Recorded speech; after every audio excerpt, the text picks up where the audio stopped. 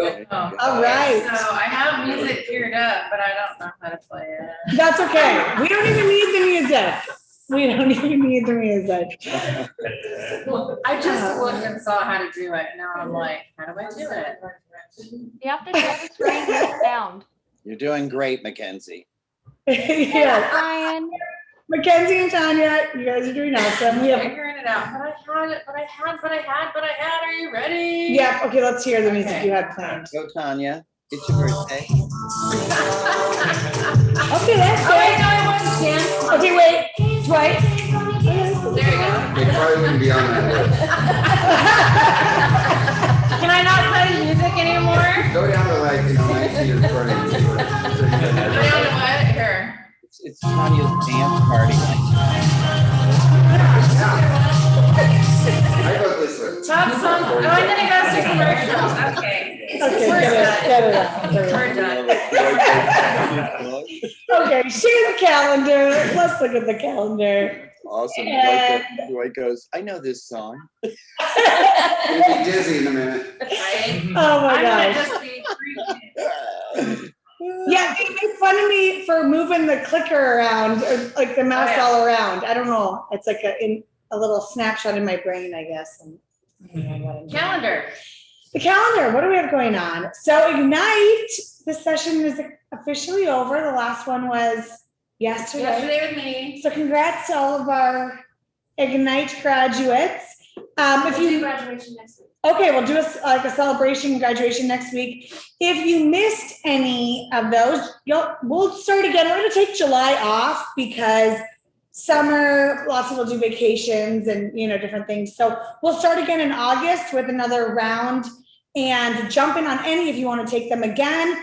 A lot of times once you've done some business, they're a little bit more in context. Sometimes different people are teaching it, different top agents. So it's a different perspective, or if you missed any. So it's a great chance to go through again. So that'll start in August. And you only retain 10%. Oh, yes, Rosalie said you only retain 10% of what you learned. So that is not very much. Let's go to. Yes, what else? We have, what's we have going on this week? We have a luxury mastermind tomorrow. This was by invite only. So you had to be a luxury agent.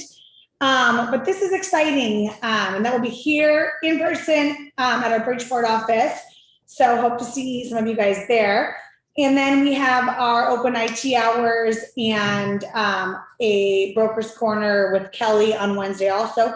We have a career night on Wednesday night. So if any of you know anyone wanting to get into the business or starting to get licensed or anything, go ahead and invite them to career night. And then on Thursday, command class. Tony, you want to talk about it? Let's see. Engaging print flyers in command. Yes, we're gonna hop into designs and show you guys how to easily edit the templates that are in there and make them yours for printing, for open houses, where to print, the best place to print if you're doing a mass quantity of them. That's a good one. I know people Yeah. a lot of times ask about like flyers and you Right. know, and then you can save your template so you have them all. And to in show there. how easy it is to like change out the information, because it really is simple. I love it. I love it. And then it is already, can you believe it? 4th of July weekend. I can't even believe what's happening. And then because it falls on Sunday, the office is closed Monday. And Monday is a holiday. So if you're counting days for contracts, Monday is not a banking business day. So the office will be closed. Of course, you can still access it with your key fob, but staff will be off and doors will be locked. Can we talk about Thursday? This Thursday? Yeah. COVID is over. Green's favorite saying. Yes, I've been saying it for like, how long? I've been saying it for like 6 months. COVID's over. More importantly. Is that when you get your voice back? Yes, I got my voice back. I stopped wearing my mask ever since I got vaccinated. So I got my voice back. But COVID is officially over per our governor and our state regulations after the 30th. So you don't have to wear masks? No more masks No more anywhere. masks. Restaurants are fully open. That is the most important in my mind. Yes, I agree. restaurants, places. Everything, movie theaters, the whole 9 yards. ours. Everything is opening back up as of July 1st. Yeah, so, but we Or want, at least has the right. has the right to open, right? So, you know, if you have, clients with underlying health issues or things like that, you might want to still be, conscientious of that. But overall, as far as your business, like if you've been still doing everything on Zoom or, you know, hiding out at home, like it's time to get to business, right? Like now, some of our competitors who haven't even been, whose offices have been closed and haven't been coming in, you have an advantage over them. So What does let's that use also it. mean? Our office is open. Check this out. Look Look at that. Yeah, Look how many people are here in person, live. I love it. Oh, warms my heart. I keep telling you guys, we're funnier in person. There you go. But yes, use it to your advantage, right? I mean, get out there. Do you want to add anything to that? I know we kind of talked about. We'll probably say it on the Zoom calls, right? On the screen. Yeah, more and more. Office is closed. I know, yeah, sorry. We had a profit share class.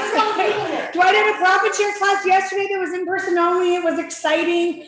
Some of our masterminds will be in person only. We're gonna keep doing our team meetings hybrid for a while. Of course, we wanna be inclusive to our McMinnville folks and stuff too. But in person, I just love it. I love seeing everyone's faces. It makes me so happy. My classes are in person and on Zoom, Okay. but you're gonna learn more in person.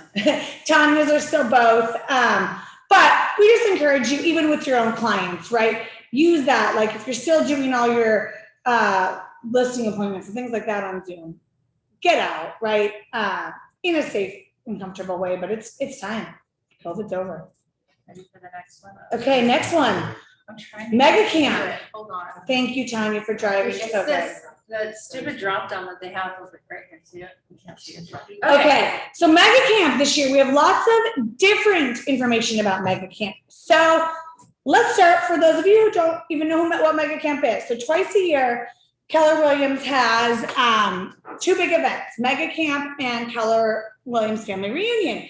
And usually Mega Camp is in Austin, Texas, and it still is this year.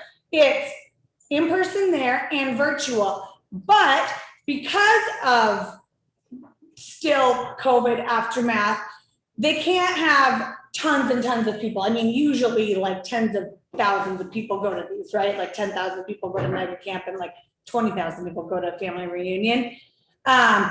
So because of that, they're really limiting attendance. So what our Northwest region of Keller Williams has decided to do is to host our own Northwest region Mega Camp in Las Vegas. In the West, it's easier to get to. There'll be lots of fun, and we will have our own events, food, like little banquets just for the Northwest region. We'll do some things just for our market center, I'm sure, happy hours and things like that. And then some of the things like Gary's speeches and things like that will be live streamed. There'll be different rooms with different presentations, broadcasts. So it should be really, really great. So you should have all gotten an email late in the day on Friday. Now it came to your email address that is in White Pages. That might not be your email address that you use all the time. So check that. If not, ask us and we can resend you the link. It's like, what is If you it? go to KWNWR.com, you'll probably find it. Yes, it's KWN, what is it? Northwest, Northwest NWR, Region. northwestregion.com. It'll give you more information. So, the cost for this is $5.99, and let me tell you, how much is the in-person event? $8.99? Yep. $8.99 for the in-person event in Austin, just for the ticket. So the ticket to the event in Las Vegas includes your online ticket, which is normally, I believe, $109 if you buy it early. So you'll get online access to all of the breakout sessions and everything after the event too. You get all of that included.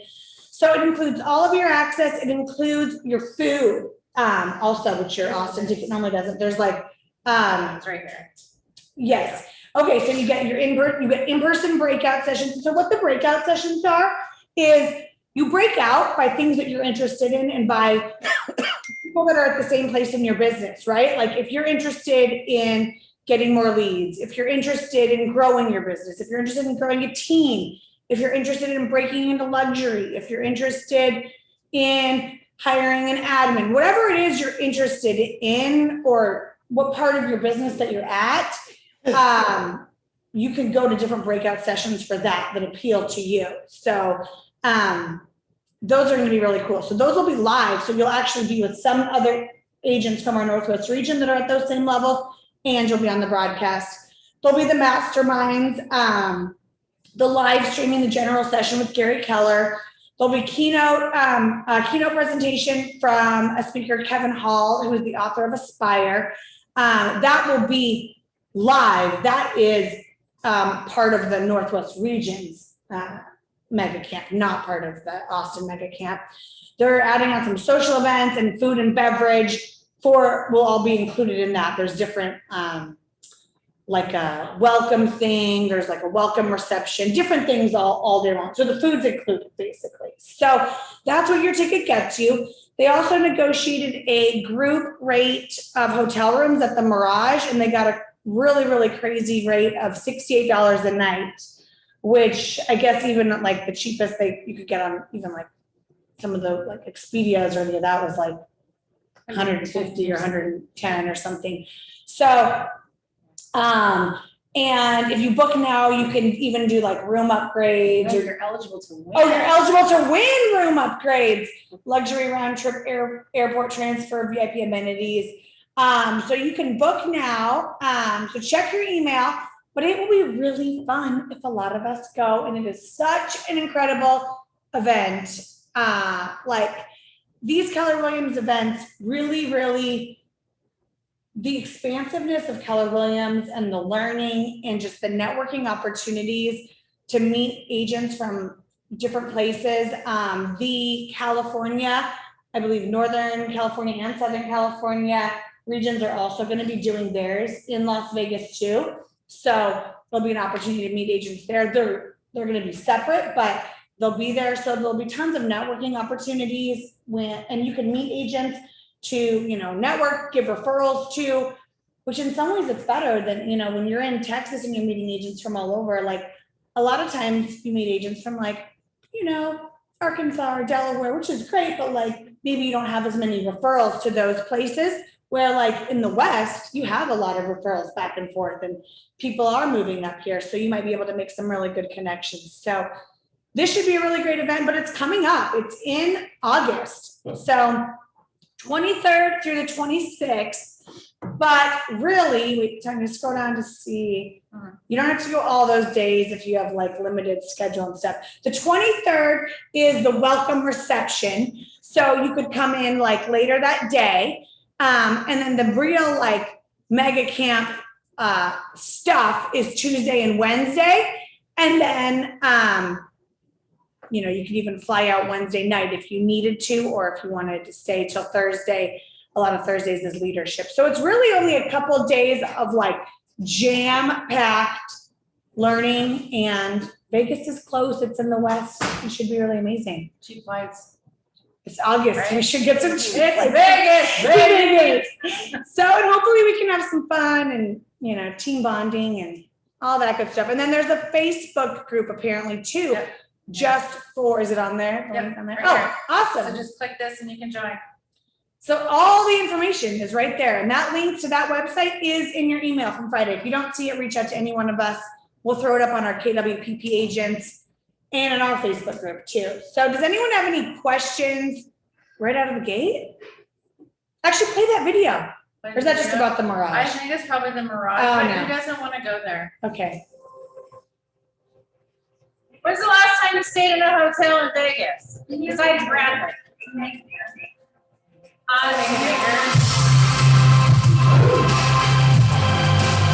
That's really loud.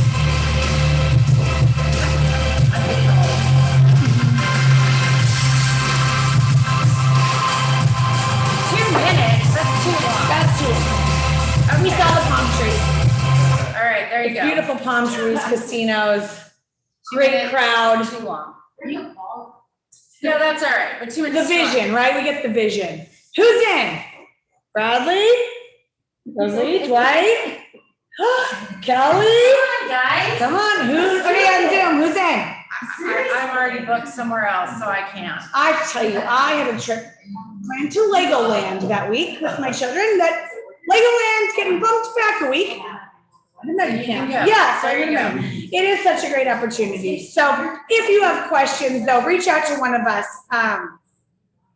It's really incredible to see the expansiveness of Keller Williams at these events. And I think it'll be really cool to have like just a Northwest region event. You ready for the next thing? Peanut gallery. Yes.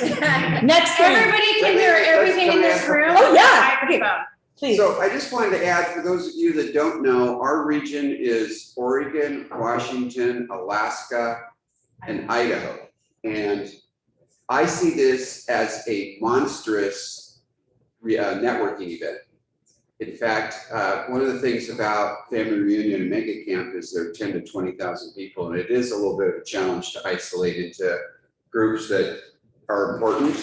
And so this will probably, I would expect this will have 500 to 600 people, and we'll all be in event spaces together. And I think I've sent out or brought in 3 referrals in the Northwest. Like I've got people moving to Idaho. I think 2 different clients have moved to Idaho this year. And so if you think about it, I've probably earned roughly 10,000 in referral commissions from agents this year so far, from people that I know who are leaving here. And it is extremely valuable to meet people in the region and build a referral network.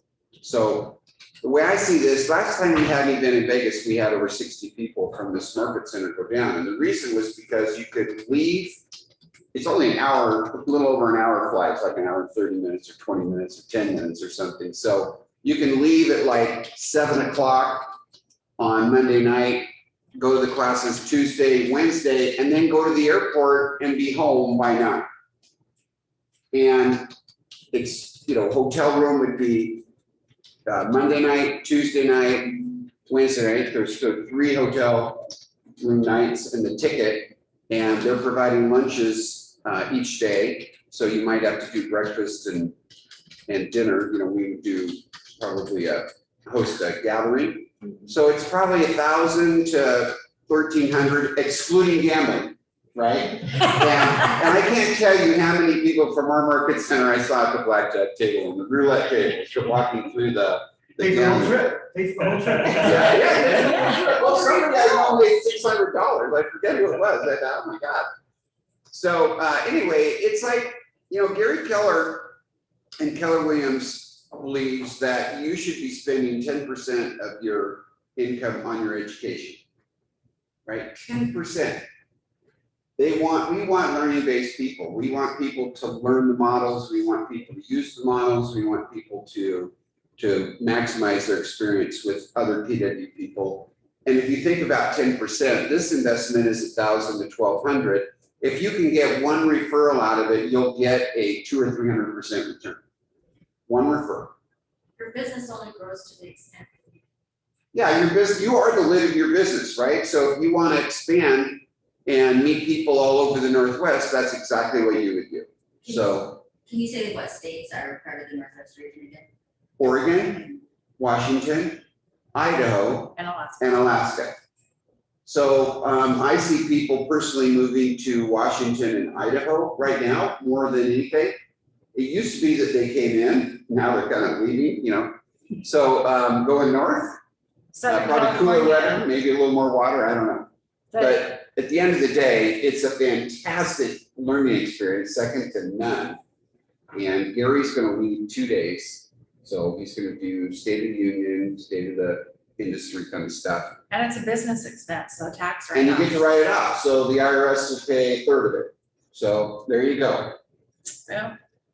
Should be a fun time. So, Are you ready for the next one? yes, let's talk about the next thing. Go back to sharing my screen. Okay, thanks Tanya for driving. You're welcome. Who wants to lower their cap this summer? If you went to Dwight's profit share class, you saw this yesterday. So Barely. barely. All right.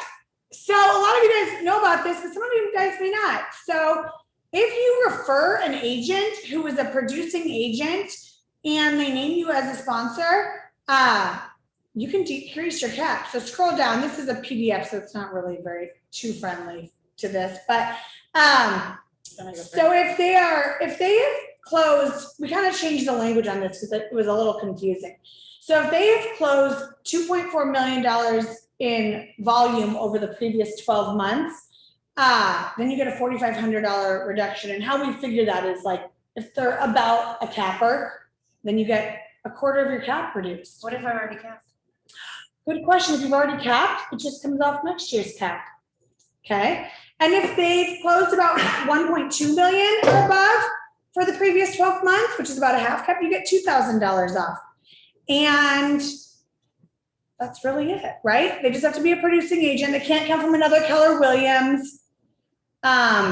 You don't have to like recruit them. You just give me their name and I do the heavy lifting, and you can do it 4 times and get your whole cap paid. Yeah, and that's really that simple. So we have these flyers in the office. I'll post one on our Facebook group with all the frequently asked questions and the fine print. But really, it's that straightforward. Easy. Anyone have any questions? Yeah. If you recruit someone, they end up doing that much volume, did you get a cap reduction? No, good question. And just to repeat that for those on the phone, if you recruit a new agent who ends up doing that volume, do you get that? No, it's still great because you will still get that new agent in your downline for profit share, but you don't get that reduced cap. And it is for 1 year. That's another question that sometimes comes up. Just for 1 year. Yeah. Awesome. Let us know if you have any questions or we'll print out some of these flyers. Anyone else have any questions right out of the gate? Yeah, and chat. Okay, awesome. All right. So we have our friends, Brad and Chad and Josh from Academy Mortgage. Hi, guys. Oh, Chad's not on. Tanya just scared me wrong. Josh and Brad. Josh and Brad, thank you, guys. We wanted to talk today about forbearance and how it's going to affect our clients now. And I think that it's going to be important because we're going to run into clients who are going to say like, oh, wait, well, I did the forbearance. So can I sell my house? Can I get approved for a loan?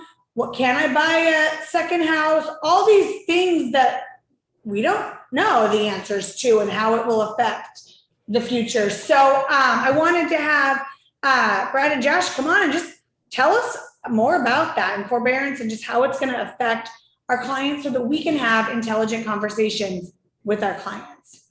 You bet. Thanks for having us on. Again, I'm Josh and Brad. We're your lending team in-house there. Of course, not in-house at this moment, but normally have our office there. So I'm going to share my screen. Hopefully I have that capability here. If you don't, let me know. Okay. Yeah. All right. Can you see that okay? Yes. Take the mask off. All right. Hey, it's not Thursday yet, so, George Washington still has his mask on. So, Brad and I wanted to give you guys a forbearance update. Prepared a few things for you. We're going to start off with a short video straight from the CFPB talking about the CARES Act and mortgage forbearance. So let me pull that up here. And let me know if you guys can't see this or hear it. If you are experiencing difficulty making on-time mortgage payments due to the national coronavirus emergency, forbearance may be an option for you. Forbearance can help consumers get back on their feet during short-term financial difficulty. But there are a few things you need to know and some important decisions you'll need to make. Forbearance is when your mortgage servicer, that's the company that sends your mortgage statement and manages your loan, or lender, allows you to pause or reduce your payments for a limited period of time. Forbearance does not erase what you owe. You will have to repay any missed or reduced payments in the future. So if you are able to keep up with your payments, keep making them. The types of forbearance available vary by loan type. If your mortgage is backed by the federal government, this includes FHA, VA, USDA, Fannie Mae, and Freddie Mac loans. Provisions of the recently enacted CARES Act allow you to temporarily suspend payments if you are experiencing financial difficulty due to the impact of the coronavirus on your finances. Loan servicers may also have forbearance or deferment options for non-government backed or private loans, but the exact options available to you may differ. Here's how this works for federally backed mortgages under the CARES Act. If you are experiencing financial hardship due to the coronavirus pandemic, you have a right to request forbearance for up to 180 days. You also have the right to request an extension for up to an additional 180 days. But you must contact your loan servicer to request this forbearance. There won't be any additional fees, penalties, or interest added to your account, but your regular interest will still accrue. Other than telling your servicer that you have a pandemic-related financial hardship, you won't need to submit additional documentation to qualify for this forbearance. It's important to find out what options are available to you. The best place to find that information is from your loan servicer. Look for their contact info on your monthly mortgage statement. Right now, most financial institutions, including mortgage servicers, are experiencing high call volumes, so there may be long wait times to talk to someone on the phone. Regardless of the type of mortgage you have or how you communicate with your servicer, here are some things to consider. If you cannot make your mortgage payments and you are looking to suspend or reduce your payments, you will need to work with your servicer. If you decide to move forward with a forbearance plan, ask your servicer how you will be required to pay back the amount owed after the forbearance period. Will you owe the entire unpaid amount in a lump sum once the pause period has ended or at the end of the loan term? Can the loan term be extended so that missed payments are added to the end of your mortgage? Will your subsequent monthly payments be higher for a period of time to make up the deferred amount? Finally, be on the lookout for scams and scammers looking to take advantage of consumers affected by coronavirus. You might receive fraudulent calls, emails, text messages, or other offers to help you reduce or stop your mortgage payments.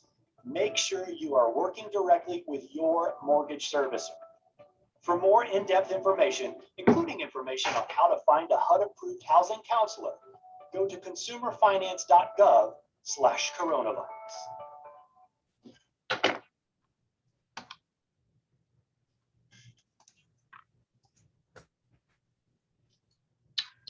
All right, switching back over here. So that's a good introduction to how the forbearance was rolled out. And I will go to Brad now for an update on how things are going.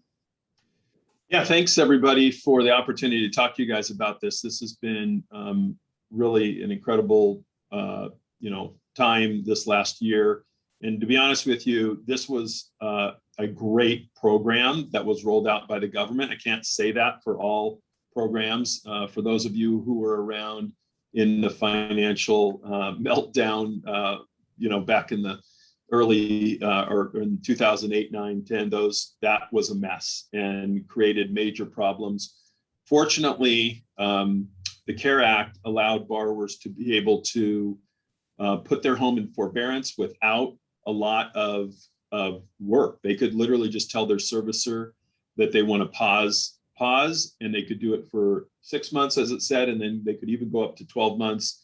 And I think what we're finding is that servicers are even allowing it to go beyond 12 months here because they do not want people to go into foreclosure. Foreclosure numbers are really low, which is great. So this chart just tells you how many millions of people went into forbearance from the very beginning, and it's been gradually coming down, really. So it's sort of in phases. As I think there was a lot of people who went on forbearance not knowing if they were going to need it or not. And then it just started to come down. And a lot of the people that are in there now, this is through April, there's about 2.3 million still out there. Those people will have some options coming forward. And so we'll get into some of those in just a minute. Go ahead and do the next one, Josh. So you can see it's just really continued to go down further and further. And these aren't even updated through June. So our expectation is it's probably below 2 million here at this point. But servicers are working, and it's really a broad-based program, FHA, VA, Fannie, Freddie, which is really the bulk of a lot of the residential loans out there. Jumbo investors, anything over 548, 250, where they're not in there, a lot of those people are being worked with as well. Go ahead and go to the next one. So really, this is kind of where things have happened. So about 47% of people, as they've come out of forbearance, they're catching up on all those past due interest payments and mortgage payments, and they're bringing their money, their payments current. About 36% have worked out a repayment plan. They've gone to a modified loan or deferred loan. And in some cases, we're seeing that the balance is added to the end of the loan.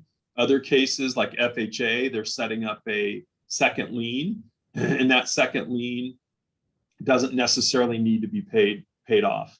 So, and then the smaller group really is about 16%. Those people, those people might have to look for either selling or something, because maybe they're not they don't have a job yet. They can't make their payments. For now, we're hearing a lot of servicers are actually extending the forbearance rather than forcing people to go through a foreclosure. But I would expect that there's going to be a percentage of people that will need to do something. They're going to either need to sell, or if they're not going to be making their payments. So there could be some opportunity out there. As you guys all know, we have a ton of equity that's been built. So Josh, if you want to go to the next one, actually, this was just a quote that I thought was great. And it was from a VP at Realty Track, basically saying in his career, not very many government initiatives that are adopted really work very well, but this one did. And I would definitely agree with it. It's been great. No negative impact. When people come out of forbearance, their credit score is not impacted, and they can get caught up no matter which program they choose. But the key is, as you're talking to people, is they need to either get caught up, they need to, or get into a modified loan program. Some people tend to freeze up during times like this. So as you're advising people, make sure that they are speaking to their servicer and trying to get into that. If that's not going to work for them, they should try to extend their forbearance. And then the other option, obviously, is to get their home listed, because they probably have tons of equity in it. Go ahead, Josh. Yeah, this is the equity one we wanted to show you, and then we'll talk a little bit about what the next steps are for borrowers that are coming out if they want to buy or refinance. But this is a number that we saw just recently. I mean, 32,000 just in the last year alone in Oregon. Homeowners have gained over $32,000 in equity. Obviously, some for more, some less for others, but lots of equity. So if you have someone who's in a place where they can't really make their payment, certainly they don't want to freeze up. They want to get their home listed and be able to get, not let their home go into foreclosure for sure. Josh, do you want to walk through the details of what they can do? Yeah, absolutely. And one additional thing I'll note here on the 47% of people that were paid in full is some folks entered into forbearance, like Brad mentioned, not knowing sort of, if they were going to need it or if they weren't, but they continued to make their regular payments throughout the forbearance period. And so when they came out of forbearance, there was, really, no impact at all. There was nothing to add to the end or catch up. They had done that sort of as a, maybe a knee-jerk reaction, or just, because they didn't know what was going to happen maybe with their employment.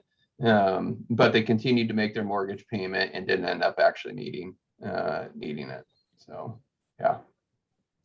And I have a quick question on that. Are all of the banks willing to work out a payment plan? So are those 16.2% of the people, they probably didn't reach out, or are some banks being inflexible on that? Yeah, so this graph represents people that are going to be, that are exiting forbearance plans. But you're right, some of them, there were some banks that didn't give a lot of flexibility, and so they had no plan, and they're expecting them to pay that in full. So we have heard there's different options out there. Most of those tend to be the ones that were what we'll call portfolio loans, right? If it was an FHA, VA, Fannie or Freddie, they really were required to have some sort of modification option for people. Some of the portfolio lenders might not have offered that. So that can vary a little bit. So speaking of options, so if you've got clients that you're advising and they took advantage of the forbearance program and they want to sell and buy a new home, they can do that. So if a borrower sells their home, this counts as paying back the past due amount in full. So they should be good to go with the new purchase. You really just need a 1-day lag in between. So you can't do a same day simultaneous closing, because you need that sort of 1 day in between for everything to settle. But they should be fine. They're caught up. They're out of the forbearance, as long as they have been communicating with their servicer, which, as Brad mentioned, is really key. People need to stay in communication to make sure that, they're following the program as needed. But there shouldn't be any, negative impact, for your folks that are purchasing that took advantage of this program, because that's going to be settled at closing. If you've got folks that are looking to refinance, and of course we've seen, a lot of this on our end.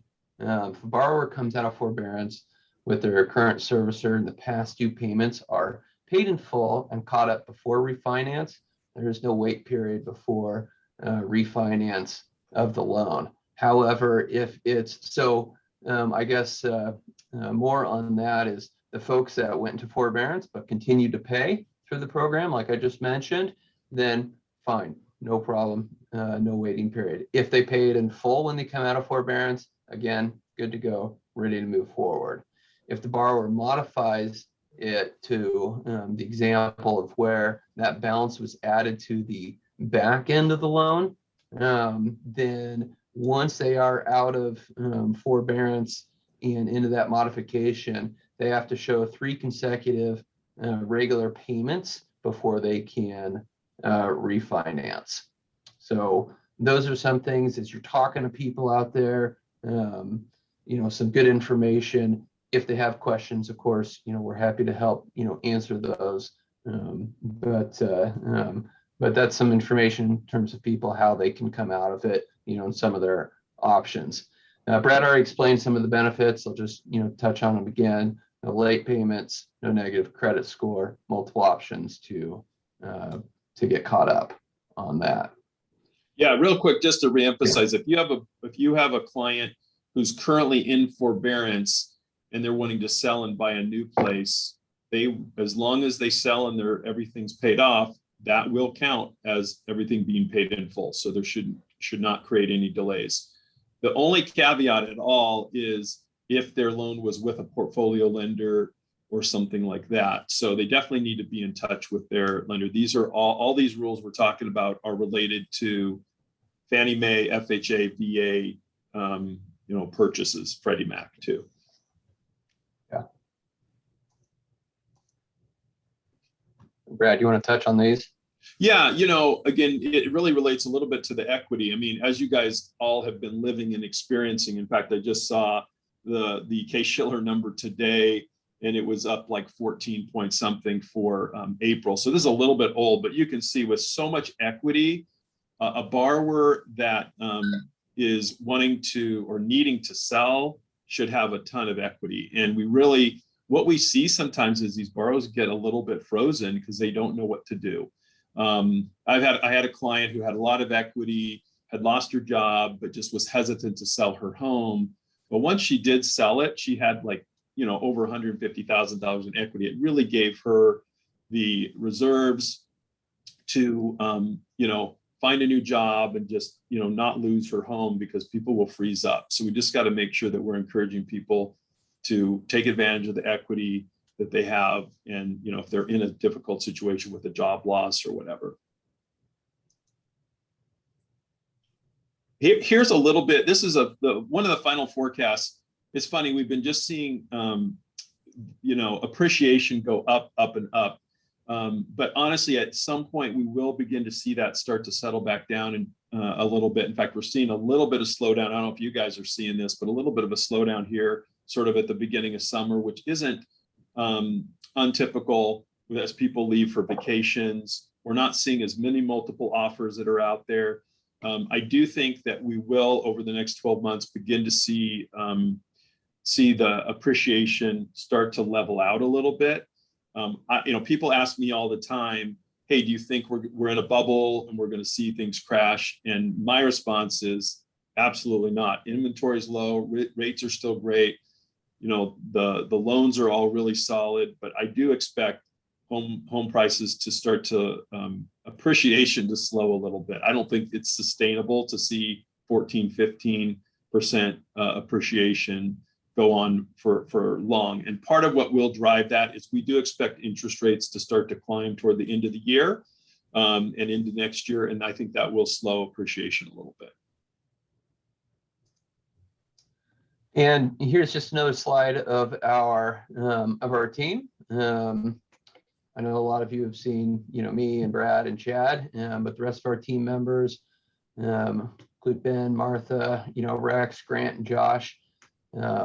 Please reach out to any of us anytime. Some folks on our team's got different specialties, like Ben. He does a lot of our new construction and rehab loans. Martha is a Spanish speaker. We've got an office out of Newburgh also to help out with your folks that are down there. Martha and Ben are down there quite a bit. You got your McMinnville folks, if they are, if they come into Newburgh, they're welcome to come by our office there as well. So we'll open it up for questions now. If anybody's got anything they want to throw out to us. Josh, you want to stop sharing the screen? Oh, I'll just open it up a little bit.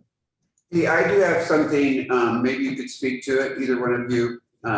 If we're called in to meet with somebody and they're in forbearance and maybe they haven't picked up the job that they want, maybe they're thinking about changing careers, they don't expect the income to resume, and they're thinking about selling, part of that conversation has to be around the single and marital tax deductions that still exist that preserve your equity. Would you guys, have you having those conversations with people that call in? Are you talking about the tax benefit? Yeah, absolutely. I mean, especially, one of the other, things people don't always understand, there's a $250,000 per person exemption from capital gains tax. So if they do end up selling the home, it's $250,000 per person, $500,000 for a couple. And so there are some benefits to being able to sell. They can take that tax-free without capital gains. In fact, the Biden administration's talking about increasing the capital gains tax rate to the normal tax rate. So I think capital gains rate is 15 or 18, something like that. And so if, it's going to go up to, if they have to take it as capital gains, they could be paying a much higher taxes in the future. Not sure if that's what you were asking. Right, but okay. That could be an incentive to just sell the house now at the all-time high price. Yeah. If they lived in it for 2 of the last 5 years, they potentially have no tax. and they sock the money away. It may be the greatest opportunity in history to be able to do that. Because Yeah, I had a client yesterday that was looking at converting their primary residence to a rental property. They had, $300,000 in equity in there. And I explained this exact same thing to him, Dwight. I said, I understand you want to, do some rental properties, but you have an opportunity right now to get about $300,000 out of this tax-free. Then you can go, buy an investment property, leverage it other ways.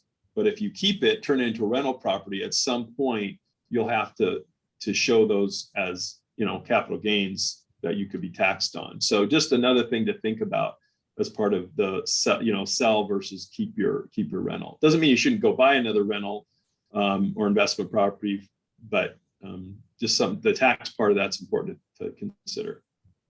Yeah, and that's a fantastic strategy. I've already had that conversation a few times with people. And so just to elaborate on it for a minute, because I know we're going to be talking about this with their clients. I already am.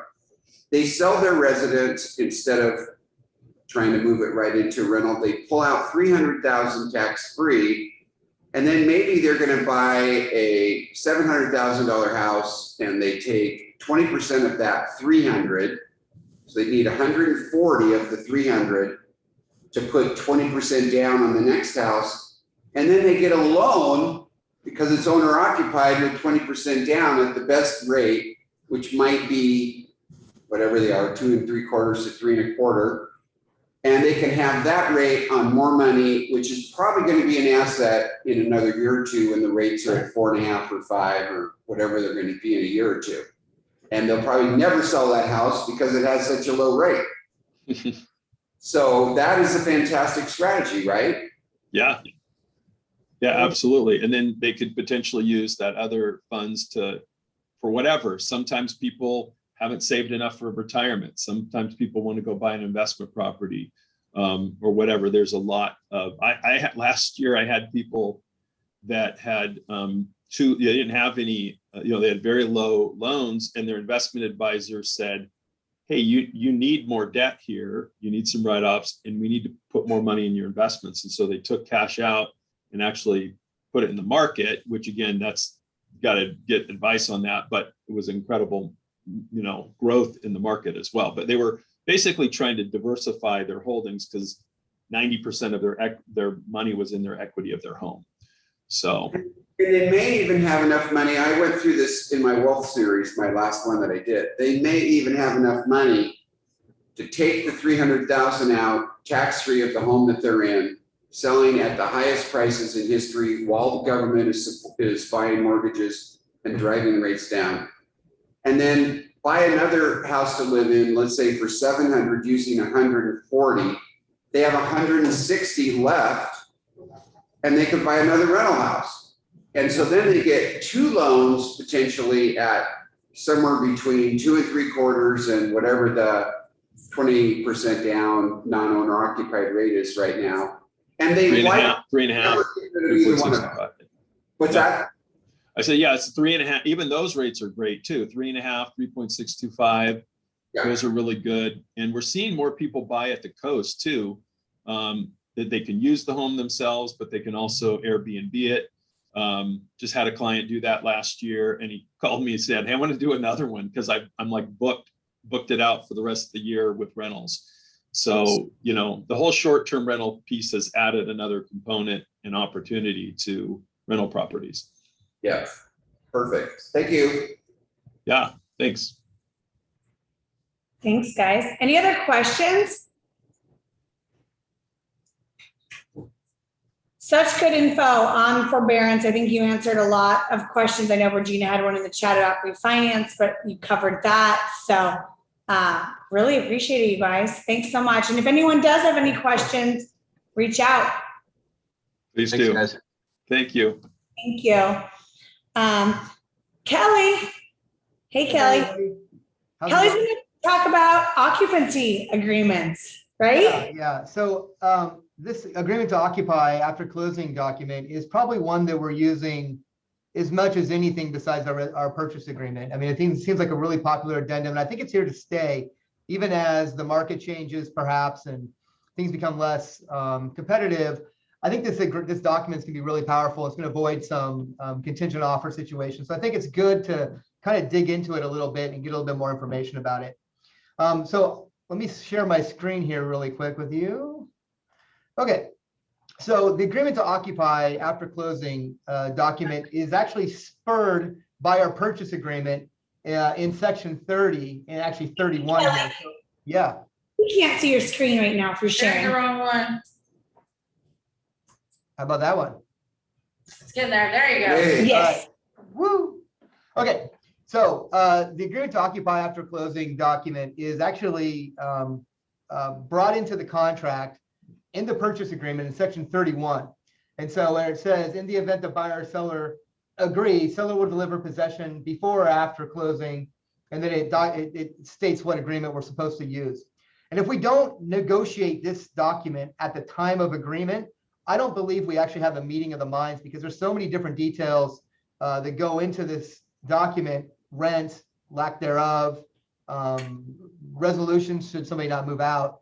So I think it's really important that we get this thing negotiated as we're negotiating the contract, because if we wait to do it later, it can become a real issue. And it could really undo a lot of hard work and undo a lot of plans. So as I went through my investigation on this, I kind of was thinking about, and I've had a lot of questions about this lately, is, are we creating a rental agreement? So I kind of went and looked at it, and the Residential Landlord-Tenant Act actually excludes most of the document, most of the situation from it. So it says occupancy of a dwelling unit for no more than 90 days by a purchaser prior to the scheduling of closing of a real estate sale, or by seller following the sale, following the closing of the sale. So the Landlord-Tenant Act doesn't really apply to our occupancies agreements, except for the eviction policies, which is really important. It's going to lead into my next topic here, but may only be evicted in pursuant to ORS 105, entered to be lawful and peaceable only. So if for some reason a seller were to leave the property, you can't just go in there with guns blazing and move them out. You have to go through a process that has to be lawful and peaceable. Okay. So that got me thinking critically about the document and what would be important to our seller, our buyer clients representing them. And it kind of here, I'm reiterating what they're talking about here. So section 15 of the occupancy agreement talks about remedies should the seller not leave as agreed upon. And we have a couple options here. We have liquidated damages in the sum of a blank amount. And I don't know about you, but I can't foresee what could possibly that number would be prior to closing, prior to them not moving out, of what the damage would be caused to our client. So I don't think that's a good option. An amount equal to 2 months rent due. Well, a lot of times we're not getting any rent because the market's so competitive for buyers right now. But also, is 2 months rent enough? I mean, I don't know. If, let's say, you are charging a reasonable amount of rent, I still don't know that 2 months rent is enough to satisfy your buyers and to make them whole.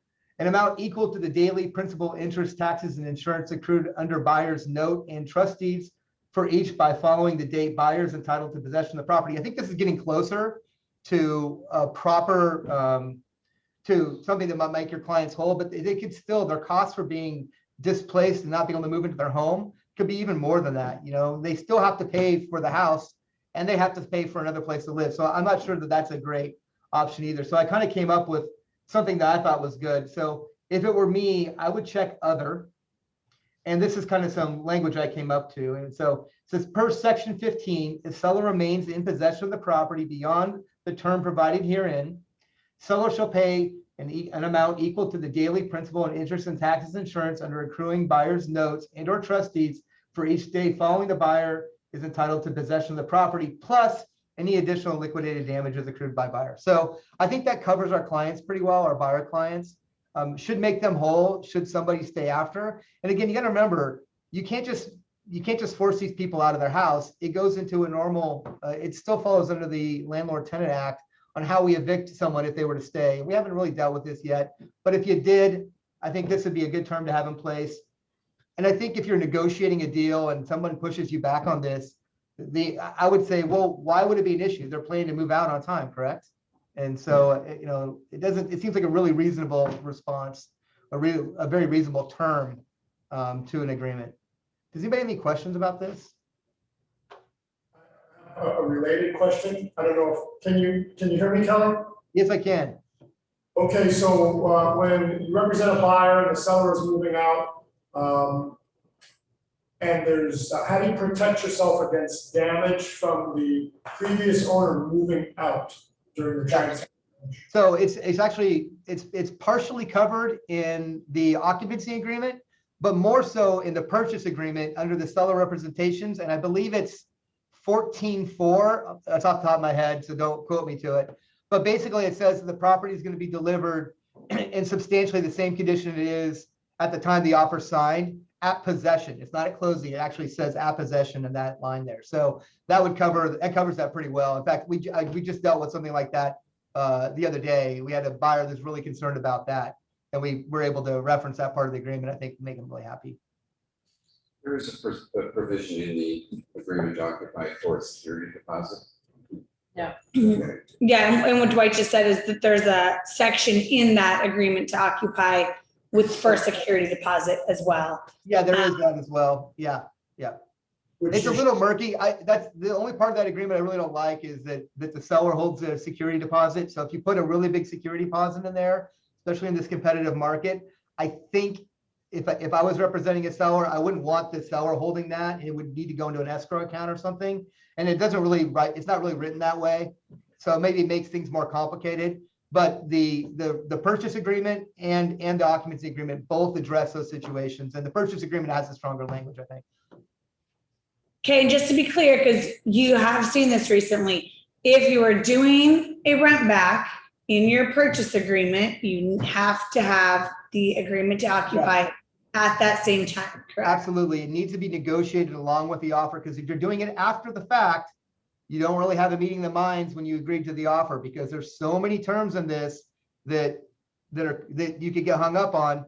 The one I'm thinking about, the buyer and seller didn't see eye to eye over repairs, and the negotiations kind of went sideways, but they decided to move forward, except for this document wasn't completed. So we're doing another negotiation like a couple of weeks before closing. We should be done heading to the finish line, but we could lose the whole sale because this wasn't negotiated at the time of the time the offer was accepted. So get this thing done as you're negotiating the offer. It's an important piece.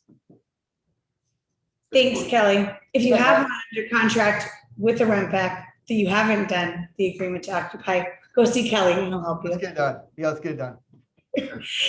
Any questions on this? Awesome. If you do, reach out to Kelly, and then Kelly, will you post that? We'll put that on our website, the language that he used in that section so that everyone can have that blurb available. Absolutely. So awesome, everyone. Okay. Well, that is just about a wrap. I hope everyone has a wonderful, safe holiday weekend. Don't do unsafe fireworks and catch anything on fire with this crazy heat. And have a great holiday weekend. And don't work too hard on Monday because we won't be here. Bye, guys. Thanks.